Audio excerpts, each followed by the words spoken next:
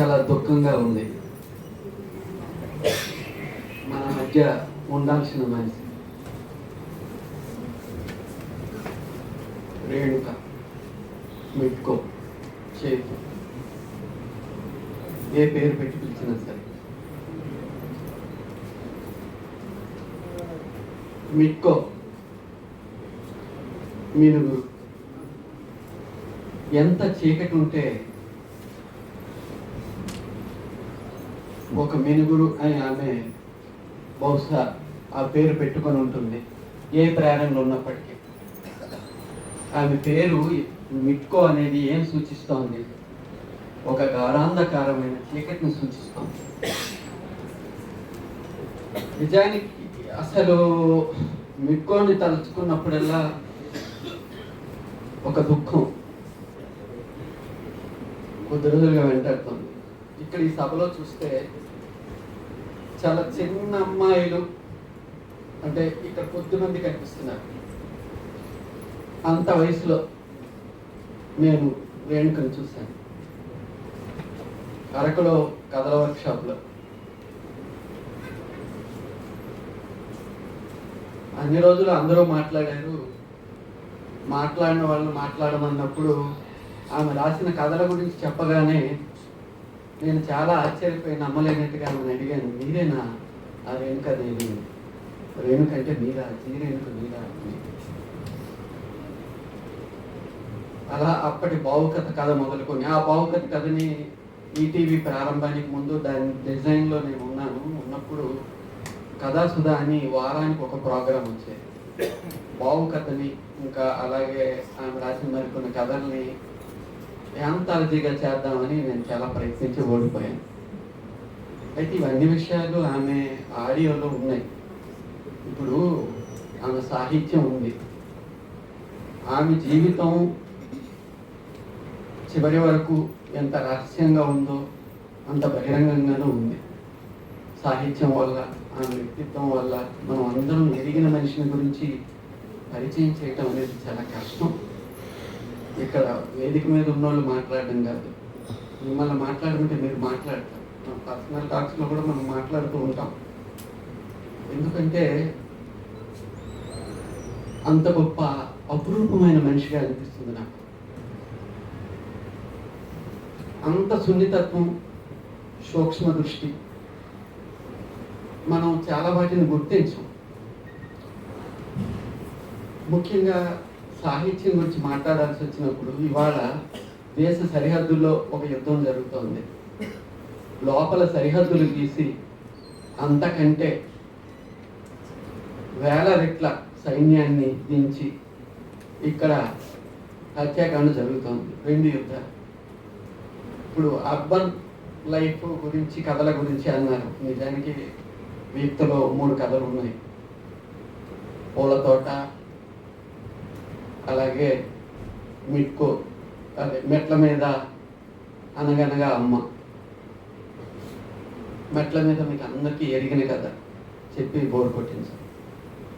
ఇది నేను యుద్ధం దగ్గర నుంచి సరిహద్దుల దాకా, అంటే 2 యుద్ధాలు జరగడం గురించి ఎలా చెప్పానో ఆమె కథల్లో చూసినప్పుడు, అనగనగా అమ్మలో తీసుకుంటే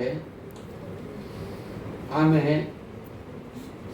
పెళ్ళైన స్త్రీగా ఉండి ఇబ్బందులు పడుతూ ఉంటుంది. అక్కడి నుంచి వచ్చి ఏమని తల్లి చెప్తూ ఉంటుంది. అంటే ఒక పూర్తి ఘర్షణని ఎదుర్కొని అక్కడి నుంచి వెనక్కి రావడానికి ఆమె వచ్చేయమని, అక్కడి నుంచి బయటపడడమే అక్కడ పోరాటం.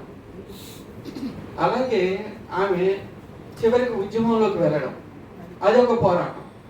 ఆమె అక్కడ ఏమవుతుంది అంటే ఆమె సంసార జీవితంలో ఉన్న 2 చోట్ల. అలాగే ఆమె పూలతోట కథలో కూడా చూస్తే కూడా మనకి అలాగే అనిపిస్తుంది. ఆమె అన్నీ కూడా ఎంత సున్నితత్వంగా కథలు రాస్తుంది అంటే, తల్లిదండ్రి దెబ్బలాడుకుంటారు అని తెలిసినప్పుడు, అంటే తల్లిదండ్రి కాదు, తండ్రి కొడుకు పట్టణానికి వచ్చేద్దామని కొడుకు మాట్లాడుతున్నప్పుడు పూలతోట కథలో, ఇక్కడ ఊరెందుకు విడిచిపెడదామని అన్నప్పుడు, ఎక్కడ తండ్రి అంటే అన్న దెబ్బ, అంటే కొడుకు దెబ్బలాడు, అంటే వాళ్ళు ఎక్కడ గొడవ పడతారు అన్నప్పుడు వాళ్ళ అమ్మ అన్నాన్ని పిలుస్తుంది. అంటే అటువంటి సూక్ష్మమైన విషయాలు ఒకటి రాకుండా స్త్రీలు కుటుంబాల్లో ఎట్లాంటి పనులు చేస్తారు, అనేది చాలా అద్భుతంగా చెప్తుంది. అక్కడ కూడా ఇందాక యుద్ధం ఎలా అయితే చెప్పానో ఇక్కడ ఎలా అయితే ఈ కథలో కూడా రెండు ఉంటాయి. పట్టణానికి మన అభివృద్ధి అంటే వ్యక్తిగతమైన గ్రోత్ కోసం వెళ్ళడం ఒకటైతే, ప్రభుత్వం తన గ్రోత్ కోసం అసలు పట్టణం అంటే అక్కడ ఆ ఊళ్ళ నుంచి వాళ్ళని తీసేయడం, వీళ్ళు ఊళ్ళు వదిలి వెళ్ళిపోవడం ఒకటైతే, ఊళ్ళలోంచి వాళ్ళని తీసేయడం అనేది ఒకటి జరుగుతుంది. ఆమె చాలా కాంప్లెక్స్గా రాస్తారు. నేను ఇందాక చూశాను, పెద్దవాళ్ళు అనుకునే వాళ్ళు కూడా విమర్శ రాసినప్పుడు చాలా మటుకు కథకి ఘటనలకి పరిమితమై రాశారు. అది రచయిత పట్ల న్యాయం కాదు. ఎందుకు అంటే ఆమె చాలా సంక్లిష్టంగా చెప్తోంది విషయాలు. ఒకటి, మన వ్యక్తిగతమైన గ్రోత్ కోసం మనం ఊరు విడిచిపెట్టాలి అనుకున్నప్పుడు ఎంత ఘర్షణ ఉంటే, అసలు ఊరే ఉండొద్దని ప్రభుత్వం చేస్తున్నప్పుడు ఉండే ఘర్షణ. రెండు, అసలు ఆ విషయం ఈ విషయం ఎందుకు ఏం చెప్తోంది ఇక్కడ. అలాగే సంసార జీవితంలో ఉండి సాహిత్య విప్లవంలోకి వెళ్ళడానికి తల్లి ఇది చేయడం అనేది ఎందుకు చెప్తోంది అంటే, ప్రతి దాంట్లో కూడా ఆ కాంప్లెక్స్ ఉంది. అంటే రెండు వైరుధ్యమైన విషయాల్ని మనం చూస్తే ఆమె సూక్ష్మ దృష్టి మనకి బోధపడుతుంది. సున్నితత్వం అనేది ఆమె ప్రతి కథలోనూ కనిపిస్తుంది మనకి. నిజానికి ఆ నాన్నగారు మాట్లాడుతున్నప్పుడు కూడా నాకు చాలా దుఃఖం వచ్చింది.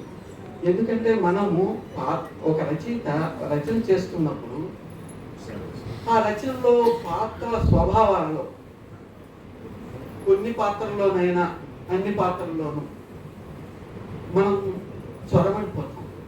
ఎక్కడో ఒక్కడ మనల్ని మనం బయట పెట్టుకుంటాం. ఆమె కథల నిండా బాబు అంటే ఎంత ప్రేమో, అమ్మ అంటే ఎంత ప్రేమో, ఆ ఆడియో వింటుంటే, ఆమె కథల ప్రేరణలు వింటుంటే అసలు ఏమిటి నిజంగా సాయుధ పోరాటం ఎంత కోల్పోయిందో అది అంచనా వేసిన వాళ్ళు వేస్తారు. కానీ అంటే ఆలోచన పొందాలి. ఆమె ఆయుధం పట్టి యుద్ధం చేయగలుగుతారు, అక్షం పట్టి యుద్ధం అంటే చేసిన సాహిత్యోద్యమం మొత్తం చాలా కోల్పోయింది. ఆమె ఉండుంటే సాహిత్యం మరింత బలంగా వచ్చి ఉండేది.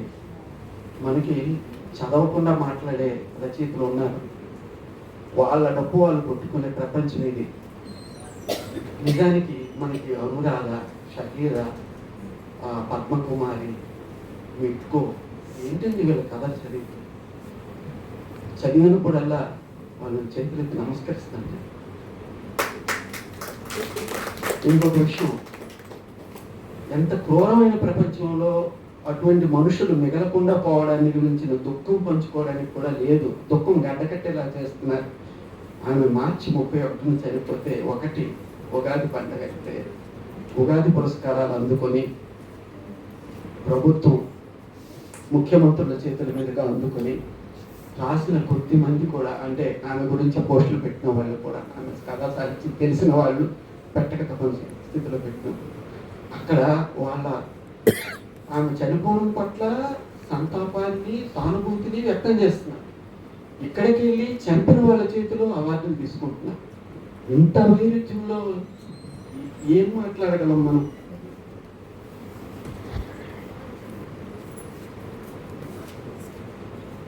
మీకు ఎప్పటికీ మిగిలే ఉంటుంది మన మనసులోను, సాహిత్యంలోను, సాహిత్య పోరాట చరిత్రలోను.